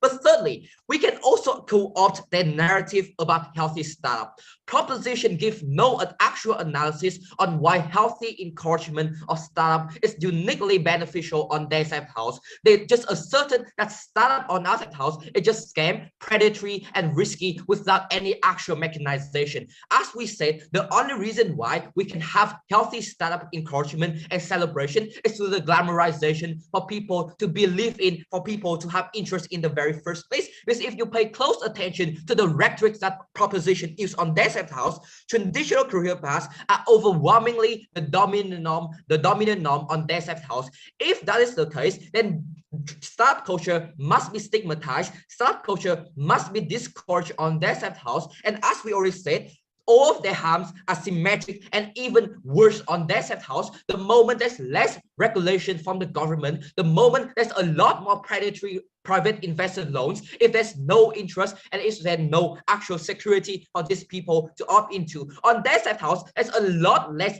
awareness and education about startup culture. The moment people stigmatize it and the moment people only opt into traditional career path, as I already said in my POI, parents often coerce their children into traditional career path without giving them any alternative, without giving them any choice. That is the counterfactual they must defend on their safe house. All of their benefits about innovation are non-existent and they are just running away from their burden. Two clash in this debate. One, the probability of success. I just want to note about the first subclash, about the true stakeholders we're talking about in this debate.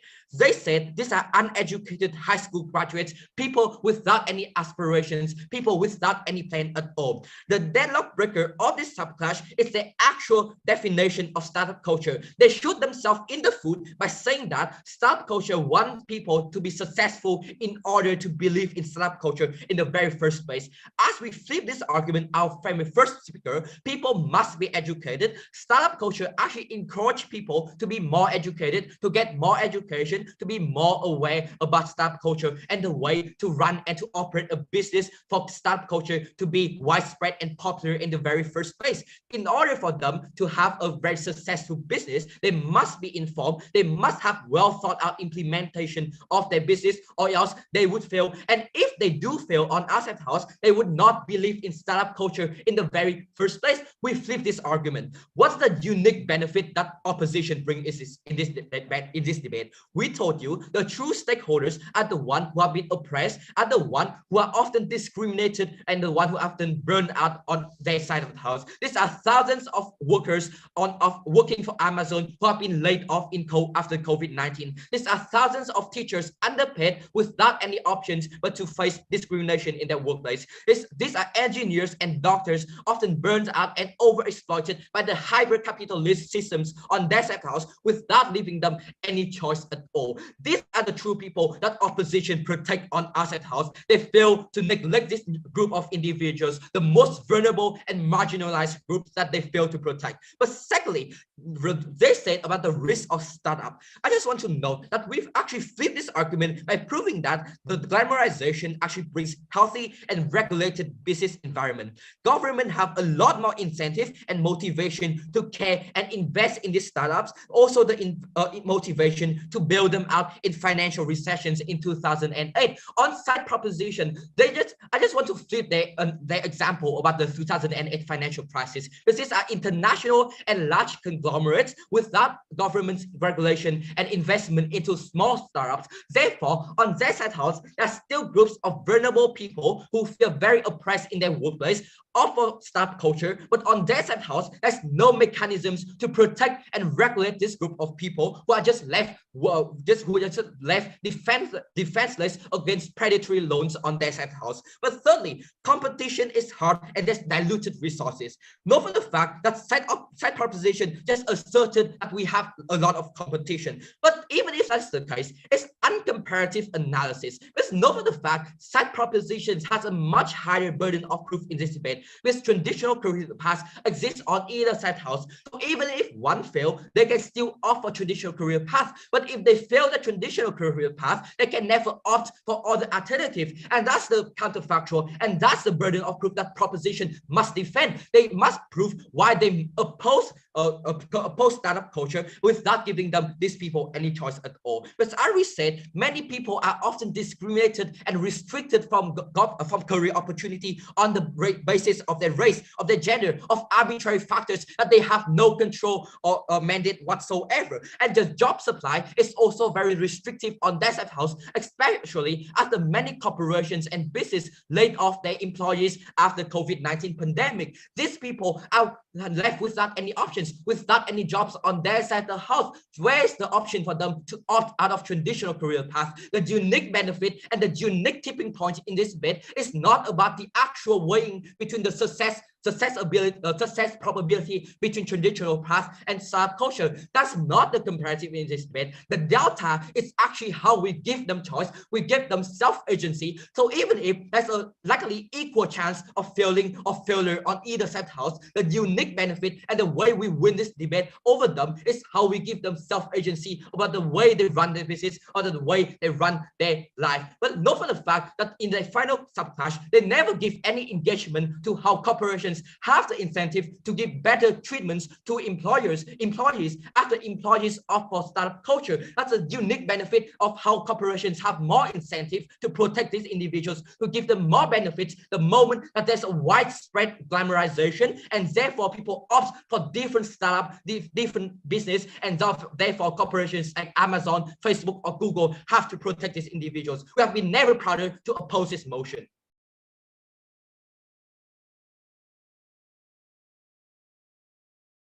Right, we thank the third speaker of both teams for the speech. And now we're moving on to the last speech of the debate. To start the final speech for the opposition, I would like to invite Đoàn Đức Huy, and to start the replying speech for propositions, I would like to invite Đỗ Lê Thành Minh. And the first speaker will present is Đoàn Đức Huy from oppositions. Okay, so am I audible? Yes, you may, and you may start whenever you're ready. Okay, wait, I will grab up my time.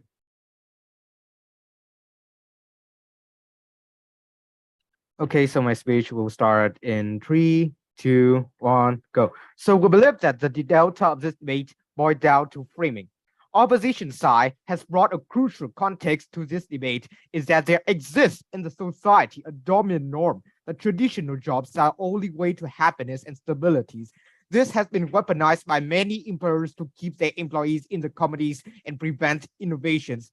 Opposition side has failed to respond to this through many of their speech. This had two strategic meanings. The first strategic meanings is that this shift the stakeholder of this debate to people who actually struggle with a traditional career. So we also engage with a group of stakeholders coming from the proposition side by two main layers. The leader of opposition says that there's high competitions as well as difficulties and barriers in asking for investors as well as venture capitals. Therefore, those barriers may prevent dropout because they are not eligible to start to have a startup in the first place. Basically, our whip also pointed out that those dropouts, there are reason for people to find and start and find and resort to startup. So they are struggling in their current life. Therefore, they will drop out or they will just drop out their job anyway. So we believe that it could be a waste if we do not give them another opportunity. But the second strategic framing, meaning of the framing is that the proposition side also say that they do encourage startup, and which means that we think that they do acknowledge the importance of innovations. However, we have proven to you the dominant norm is favoring traditional job, is preventing people from innovating and preventing people from starting their own business. Therefore, they fail to deal with the benefits from us that they all itself admitted is important. So coming to the weighing in this debate, two paths of victory for opposition side. Firstly, let's talk about the story of stability. So the leader of oppositions have proven why traditional job is becoming more and more unstable due to the markets as well as high competition, and proposition side failed to engage with this and respond to those structural reasons. Basically, about the framing of startup culture, will the glamorizations actually increase the competitions, and then there are more and more startups. People have to choose startup, investors have to choose startup carefully before they investing. Secondly, you also have to have better planning as well as risk management to show the investors and persuade the investors to invest into your startup. Therefore, we really mitigate the rise, we greatly mitigate the risk coming from team proposition side, but we also give many other mitigations, like the rise of business consultant, as well as therefore we believe that we have really mitigate the point of informed decisions in the first place. So in the worst case in this debate, even if we fail to prove stability of startup, we believe that no teams in this debate actually prove the stability, because the proposition side has also not responded clearly to our point.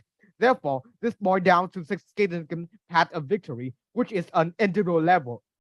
So our first speaker had pointed out that traditional jobs, there are many problems, including power asymmetry, as well as toxic productivity, existing barriers related to prejudice, and the environment that anti-innovations.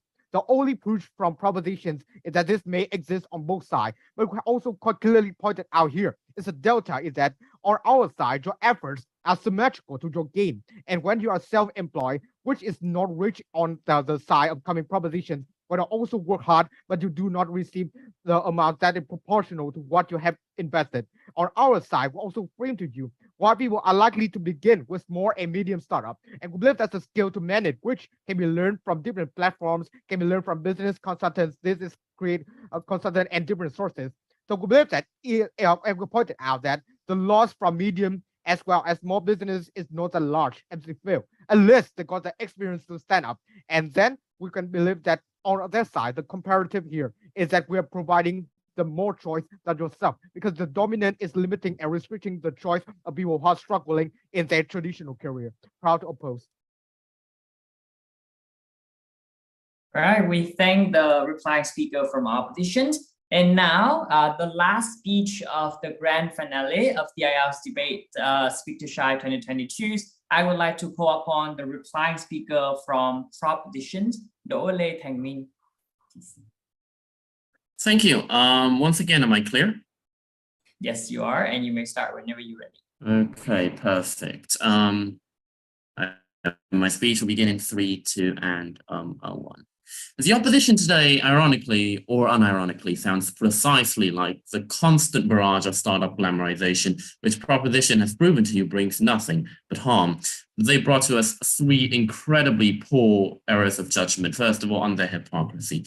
They are lacking entirely in comparatives. They have no focus on how startups present far larger stresses and risks than traditional jobs, which have been elaborated incredibly deeply by myself and by the second speaker. They have no sort of consideration of the same mechanics that function in proposition to drive progress, such as elaborated on by the third and second speaker, in terms of corporate cooperation, in terms of social motives, in terms of actual labor incentives. And so the capitalist mechanisms, the fact that the capitalist mechanisms operate on both sides of the world brings it to the point where they're criticizing their businesses while viewing the world through rose-tinted lenses of their own, that these startups are going to be magically some beautiful companies that grew out of thin air that are going to provide all the labor benefits that arise in the world. We don't believe how the mechanisms, they haven't explained any of them. And the fact that this came up in the third speaker means this we consider should be disbanded entirely. The fact that we have also explained to you how in our side of the world, we bring a lot more stability to the worker, because simply put, this is a stable business. The world is always going to rely on this. These are basic necessities that are going to provide people with jobs, basic demands of people for a developing world. Startups do not belong in that necessary branch. They are simply going to be easier to fail. And in the COVID-19 times, even if they pull up that argument, we can also argue that, well, the startups, as they're unnecessary as they are, they're going to collapse even faster than traditional businesses do. We do not believe they have any ground on this case. They haven't compared to us anything at all in terms of the benefits they actually produce. We only believe that the only benefit they produce is in terms of getting more people to put out their ideas and bringing more progress. And that brings us to the second point, is that they're bringing false equivalencies. The fact that one person had a lot of money and was incredibly smart, like Bill Gates, doesn't mean that everybody has to be incredibly smart, nor when in terms of one person having a world-changing idea, doesn't mean that everyone has to have world-changing ideas. One person doing a lot of research doesn't mean everyone has to do a lot of research. These false equivalencies put on repeatedly by opposition to defend their increasingly weak case. The fact that they're just putting onto us that naturally they must have to have this education, they must have to have this, even when that's not the thing I said. I only said that startup culture was the thing that where people look at it and people think they can be successful, or the culture that people want to be successful by doing these things, doesn't mean it's gonna have to happen. It doesn't mean there exists an institutionalized mechanism that is going to happen, that's going to bring them that effect. We don't believe that they're giving any significant case. And thirdly, that brings me to the third point, the last falsified solutionism, bringing to the lack of engagement entirely. They're not engaging to our point correctly. They cannot rebut any of our central points of individual or economic harm, and they could only bring up weaker benefits in the same clashes with which are provided by proposition anyways. And even in terms of progress, we have to stress, and again, these startup businesses have existed for as long as business has existed. We don't believe how they can just swipe it away and tell us that, no, we're not going to get any startups. We're not going to get any benefits. We're not going to get any progress. That's simply wrong. Right? Historically, that's simply wrong, and we have proven that. In addition, they have posed questions on problems on our end without proposing solutions on their own end. And lastly, they're refusing to take any points of information, which means they haven't engaged with actively in any of the points. We have sent, 10 points of information in the chat. They haven't taken any of them. An increasing sign of the lack of responsibility, the lack of responses to use, and the lack of mechanisms overall provided by opposition, meaning proposition, take the decisive win in this debate. All right, so on behalf of the adjudicators and audience, I would like to thank both teams for your excellent performance in this grand finale. And now the judging panel will move to the breakout rooms, and I would like to yield the floor to the MC, Alin. Thank you so much. Thank you so much, Mr. Hùng, and congratulations, Renegades and Lost Star. You have done phenomenal jobs. Actually, you finished your grand finale debates, and I think I should add some of the opinions from the audience.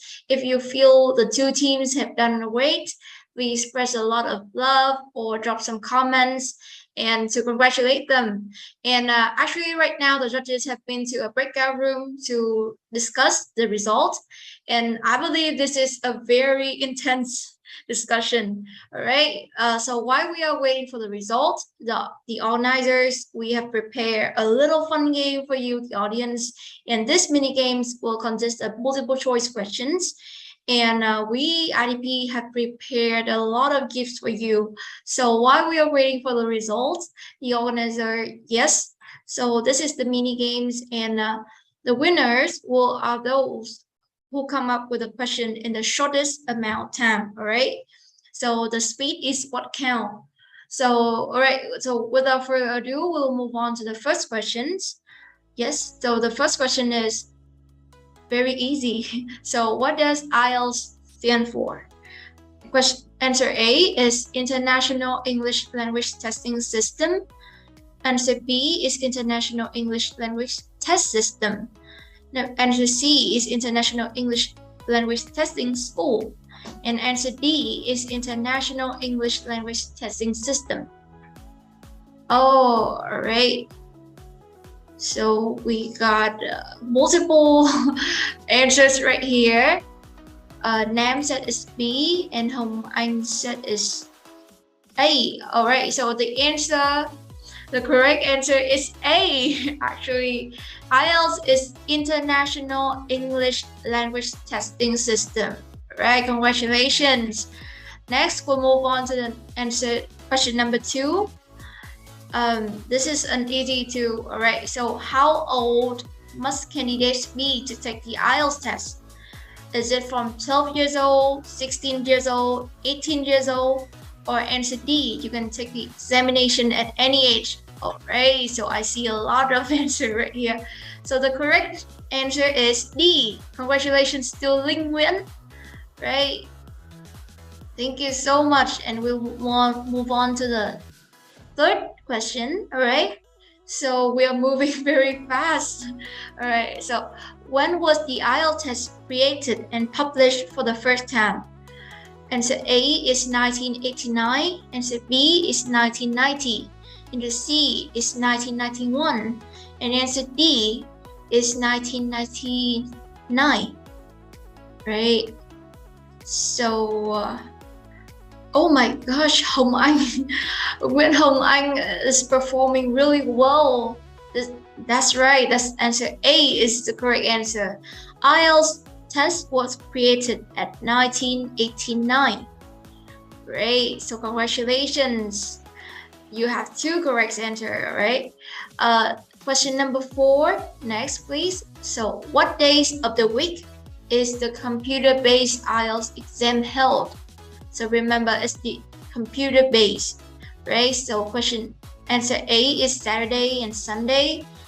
Answer B is Monday to Friday. And answer C is on only Sunday. And answer D is all 7 days of the week, right? We got, let me see who got the answer. So, Linh Nguyễn, alright, congratulations. You got the correct answer. It's answer D, right? Congratulations to Linh Nguyễn. Yes, the IELTS computer-based test is held all 7 days of the week, so you can sign up for any time that you are convenient. Right, so we will move on to the next questions. So question number 5. So why should you take the IELTS examination at IDP? Alright, Nguyễn Hồng Anh, very fast. Alright, but still I will read all the answer, right? So this is, I think, the easiest question, yeah? So answer A is a friendly staff and a variety of academic support services are available. Answer B is high quality equipment with international standard. Number C is flexible exam schedule, and D, all answer above. So yes, Nguyễn Hồng Anh, you are very fast. You have won 3 questions. Congratulations again. So the correct answer is all answer above. Those are the reasons why you should take IELTS examination at IDP, right? And we hope to see you soon. All right, we'll move on to the 6th question. That is, how many provinces and cities do IDP have offices? So how many? Is it 4 or 5 or 6 or 7? Oh, Hồng Anh, you're so excellent. You're born again. So yes, Lido, you're a little bit late. So the correct answer is D, right? So actually, IDP offices can be found in Hanoi, Hải Phòng, Vinh, Đà Nẵng, Nha Trang, Hồ Chí Minh, and Cần Thơ cities. And in the past 1 month, IDP have opened more offices in Hải Phòng, Vinh, Nha Trang, and 1 more office in Hanoi. So you can see that we are expanding really fast, and so that all the candidates in Vietnam can take the IELTS test whenever they want. Alright, so we will move on to the next question. How many computer-based IELTS test rooms does IDP currently have nationwide? Is it 4 or 5, 6 or 7? Again, oh my gosh. Yes, we have received an answer. It's D from Hồng Anh. Any other answers? And while we are waiting, I also want to check the live stream. If anyone watching this live stream, please enter your answer, and we will give to those who are watching this and answering through live stream too. Alright, so this time I will announce the answer. The correct answer is D. Yes, so I have mentioned this in the first of the live stream. The 7 computer-based IELTS test room. Alright, so we will move on to the 8th questions. The final question are coming. Alright, so the total value of the prizes for the IELTS debate contest is it 160 million Vietnam dong, or 170, 180, or 190 million Vietnam dong? Oh, there's a split answers right here. Some said it's B, some said it's C, some said it's D. Alright, but I think I will congratulate Mai Huỳnh with the D. D is the correct answer. So the total value for the prizes in this IELTS debate Speak to Shine competition is 190 million Vietnam đồng. Alright, so those are the total value for all the teams. Thank you, Mai Huỳnh. Yes, and the next question is coming. It is, how many teams have registered to participate in the IELTS debate competition? So this time you have to guess, really. So is it A, 101 team, 111 team, 123 teams, 132 teams? So we have B, we have C. Oh, someone said C again. So let's guess who will be the lucky one. Alright, congratulations to Nam Nguyễn for the correct answer. The correct answer is C. We have had 123 registration for this IELTS debate competition. What a huge number, right? So move on to the last question. Yes, the last question, the final opportunity for you. So what is the number of teams that participate in the first round of IELTS debate competition? So is it A, 40 teams, or B, 50 teams, or C, 60 teams, and D is 70 teams? Hồng Anh said is B. Alright, thank you. Another answer. Nam Nguyễn said is C. Great. So I think this is another why guess question, right? So you have to take a guess. And I would say the correct answer goes to Nam Nguyễn. Congratulations, it's C, 60 teams. Right, so we have had 60 teams competing in the first round of IELTS debate Speak to Shine. So yeah, that's it. That's the 10 question in our mini games. Congratulations to all the winners, and please don't forget to inbox fanpage IELTS IDP with the format IELTS debate, your full name, your phone number and address, and we can send you our presents. All right. So I have to congratulate Nguyễn Hồng Anh, Linh Nguyễn, and Nam Nguyễn. Right, you guys have done amazing in this mini game. And don't forget to inbox our IDP fan page. All right. Okay.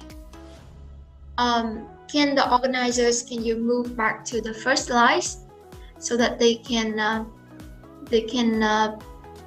just know the format of the inbox? The first slide, please, of the mini game. Yes. Hey. So right now there's a breakout Zoom here, and the judges, 3 adjudicators, are discussing really hard because all the 2 teams have done really well, and due to their phenomenal jobs, they are still discussing right in the breakout Zoom. So I think for this time I may review some of the teams, right? Okay, so at first I have interviewed Vũ Hoàng Anh from Renegades, and right now I just want to ask if any others were there. So Đỗ Lê Thành Minh, yes.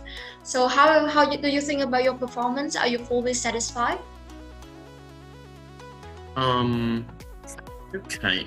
It's not really satisfying, I'd say.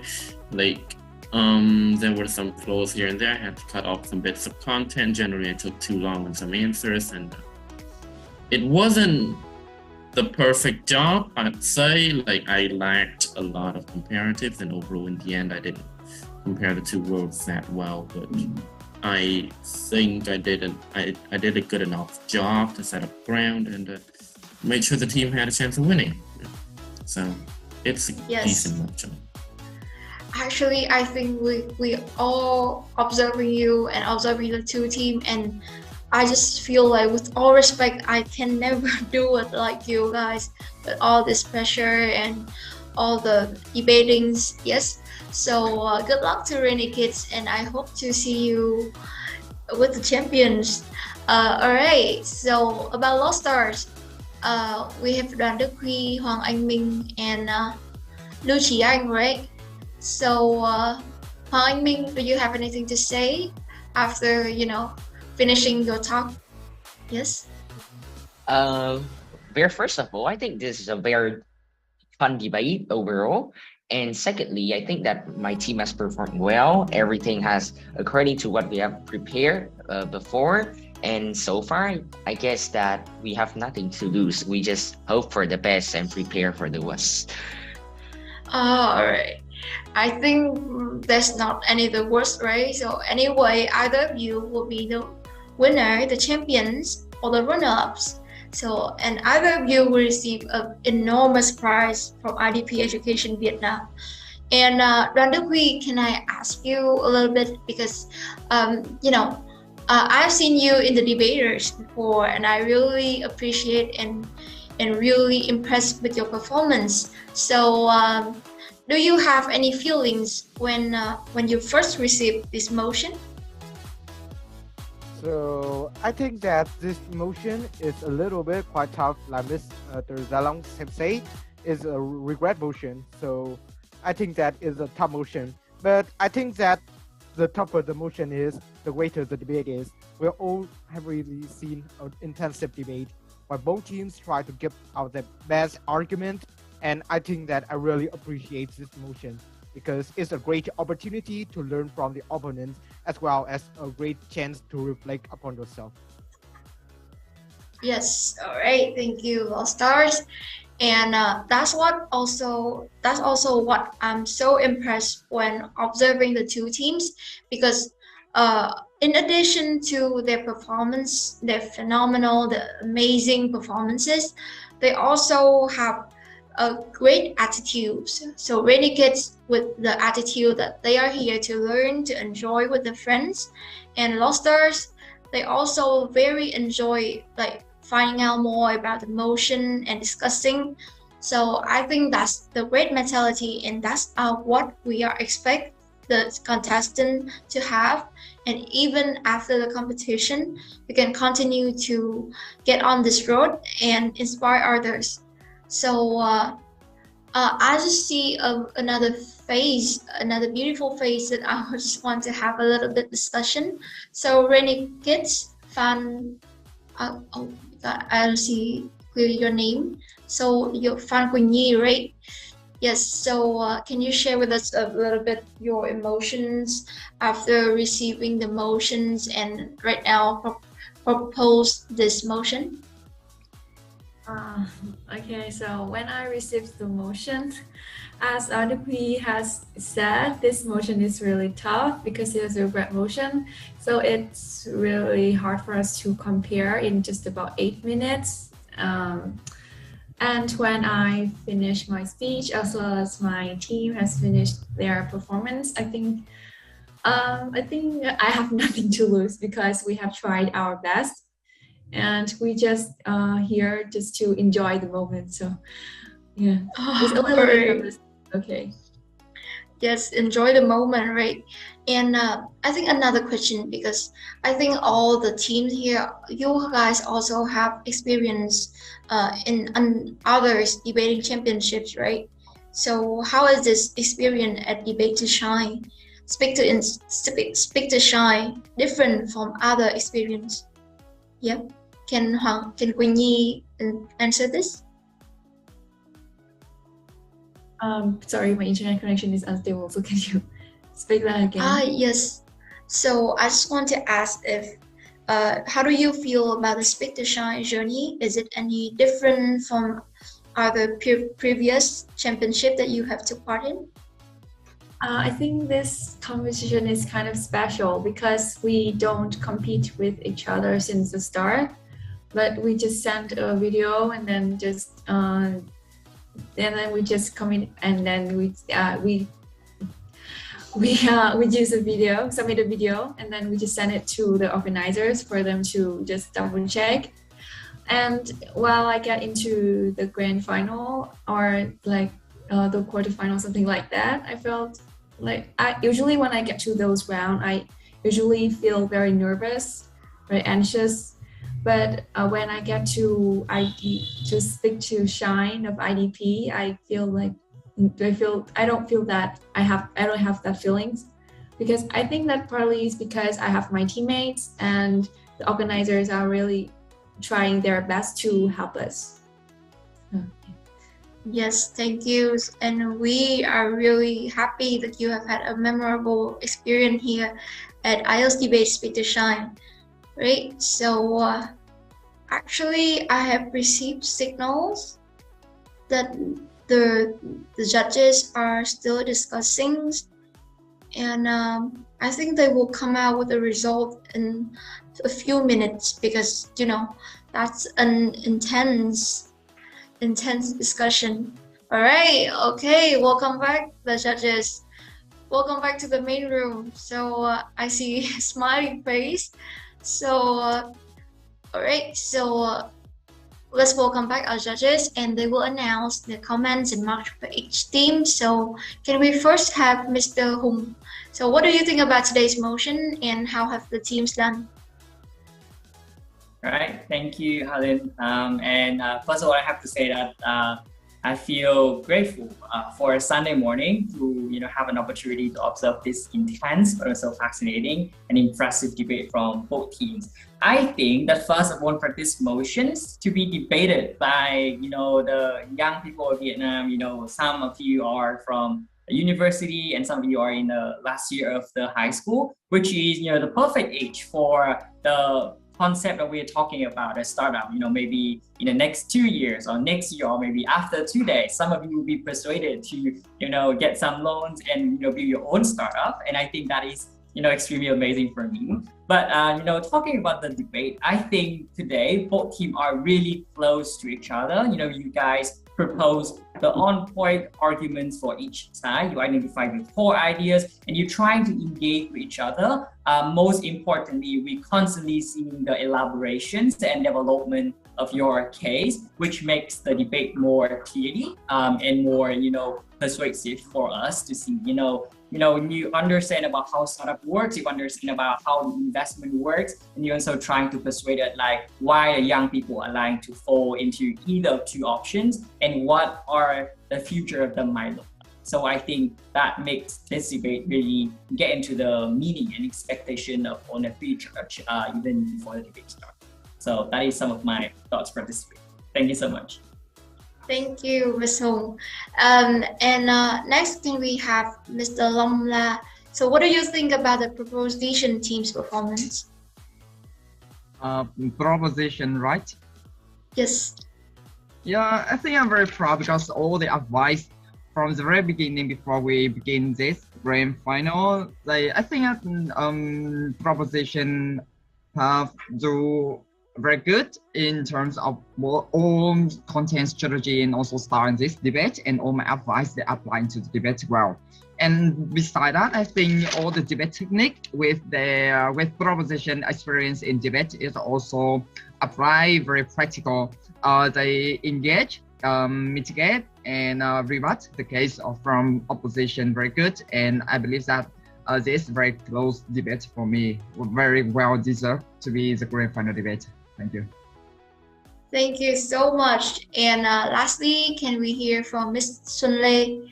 So do you have any comments, and what are your feelings observing this debate? Well, first of all, I would like to congratulate all the participants who have participated today. You have played the role very well, and the debates have shown the high quality standard, very intense and very enjoyable to watch. The judges, we had go through every point of each team, their strategies, in how they're approaching the argument, they respond to the other side. Well, very hard for us to decide the winner. I'm very excited when the MC will announce the winner later. And I think it's very well deserved for both of the team to be here today. Very well deserved to the winner. Great. So thank you so much for your comments, judges, and thank you for your hard work. And we have gathered the scores and the results. And are you wondering who will be the champions of IELTS Debate Speak to Shine 2022? So, but before that, may I first announce the teams that win the third prizes of the competition. So congratulations to Team DC Puviofa and Densolip. Great, so you guys will receive 5 million Vietnam dong in cash per team and 20% scholarship with 26 million Vietnam dong from ASET English Centers. So congratulations again, Team DC Puviofa and Densolip. And right now for the big moment. So yes, Team DC Puviofa and Densolip, thank you so much for your participation. Yes, and right now the big moment. We're all looking forward to the final stage. So who will be the champions of IELTS Debate Speak to Shine Season 1? So will be it the Team Renegades who will take the proposition, or Team Lost Stars with our 3 talented boys? And the winner is, congratulations Team Lost Stars! Congratulations, you have become the champions of IELTS Debate Speak to Shine and received 30 million Vietnam dong in cash. And this also means that Team Renegades, you have become the runner-up of the competition. So again, congratulations Đoàn Đức Huy, Hoàng Anh Minh and Lưu Trí Anh. Oh my god. Congratulations. And right now I just want to interview a little bit Đoàn Đức Huy. Yes, you're the team head, right? So how are you feeling right now after overcoming like over 100 teams and becoming the champions of the competition? So firstly, I think that I should say that we're really proud of ourselves. It's a long journey, and it's a good one. We have started our journey with I don't think that we do not expect this champions, because we do not have that clear and good dynamic since the start. However, we have persevered, we have gone through the rounds, and we have become the champion. So I think that we are really proud of ourselves. And we're also hopeful for the future, because like I've said, my reason for attending this tournament is to training and help my mentees. So I think that I'm hopeful that they will do great in the future. Yes, all right, thank you. Great answers, and again, congratulations for becoming the champion. And all right, then the team runner-up. Well, this also means the team runner-up is Team Renegades. Again, congratulations, Team Renegades with Vũ Hoàng Anh, Đỗ Lê Thành Minh, and Phan Nguyễn Quỳnh Nhi. Okay, so we are seeing the 3 familiar faces again. Congratulations. And what are your thoughts right now? The journey with Speak to Shine has come to its end, and how are you feeling? Can we have Vũ Hoàng Anh to answer this? Right, so I think that this result is beyond our expectation, because the very fact that we are here with a kind of like lucky thing itself, so we are satisfied enough, and I'm really grateful for this journey with my friends, because we were able to practice debating again, because we have been creating for a very long time, and also it's been really fun. I also want to thank the organizing committee and my opponents for a very great debate and very well-deserved championship, and that's all from me. So, all right, thank you so much again, Renegades and Team Lost Stars, and congratulations to our champions and runner-up. And so the competition IELTS Debate Speak to Shine has come to the last minutes. And on behalf of the organizing committees and the collaborators of the competition, I would like to thank everyone for your participations and enthusiastic contribution to the competition over the last 2 months. So please follow IELTS IDP like Facebook, TikTok, Instagram, YouTube to receive useful information about the IELTS exam, English preparation, and study abroad information, right? So thank you for your time again, and goodbye, and see you soon. Thank you. Bye. Congratulations, Team All Stars, and congratulations, Team Rainy Kids. Thank you. Let's wave to the audience. Huh?